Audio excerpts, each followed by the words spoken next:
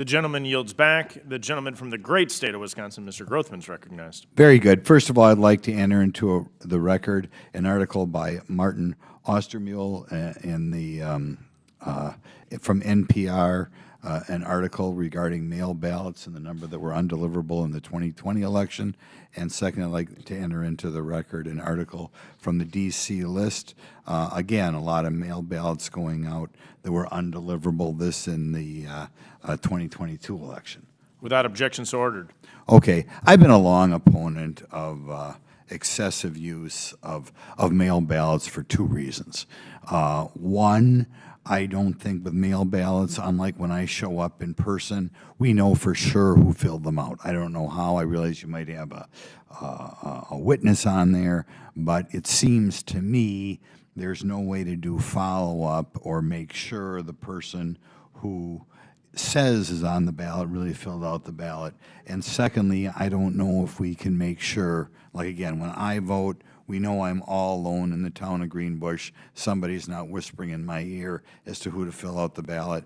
When that's filled out at home or a mail ballot, from what I can tell, there's no guarantee that that person hasn't been coached. Mr. Cuccinelli, in these areas in which we use absentee ballots, what efforts are being made to make sure that the person who filled out the ballot is not being coached by, say, their spouse, by their roommate, by their somebody from their union, boyfriend, girlfriend? How do we know that that person is not being coached in the current system? Well, we do not. We don't know that they're not being not know coached? that. There's no way to know that. Well, if we had nothing but absentee ballots going out to people, and we were, say, in a country, a communist state, say North Korea, what would we say about election results in North Korea if all the ballots were being filled out, perhaps in the presence of a member of the Communist Party? What would we say about an election like that? That it's not a real election.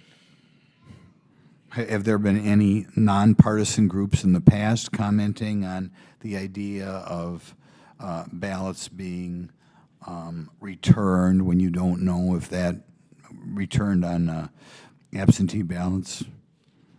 That's happened frequently, and I would point that Didn't Jimmy Carter, wasn't he part of a group like Carter-Baker this? Commission. You were thinking the same thing I was back in 2005.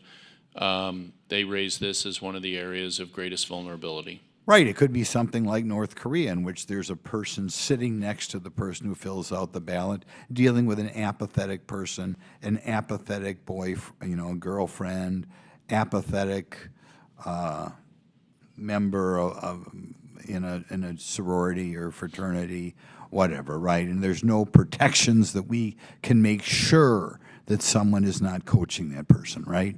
Not unless we're prepared to send someone from the government into every house, no. Well, that's horrible. And how do we even know that person even filled out the form? I realize, at least in Wisconsin, there's a place for a witness. I think in some, are there states in which you don't even need a witness? There are. My goodness, no witness at all? Which states are they? Oh, well, there are a number of them. I don't have them memorized, but it's not a small number.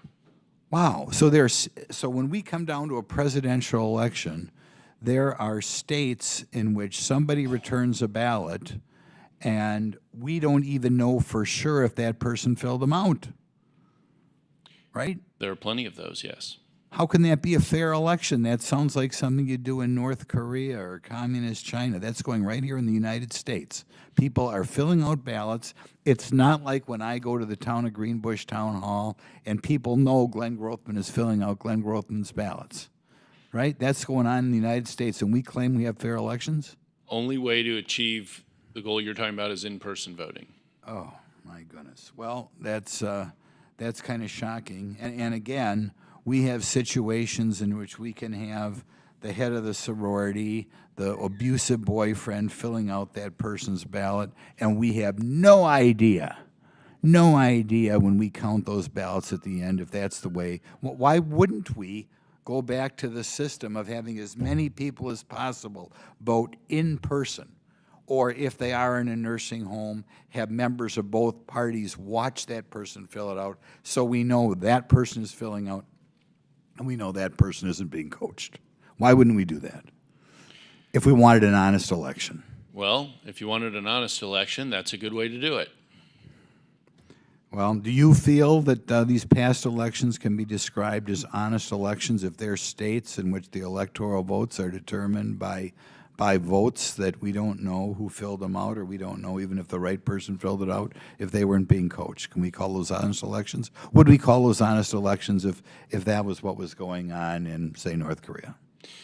Certainly not North Korea. I don't think we'd ever do that, but there's a confidence problem with any of the systems you describe, even in our own elections. Well, hopefully eventually Congress steps in and solves this flaw.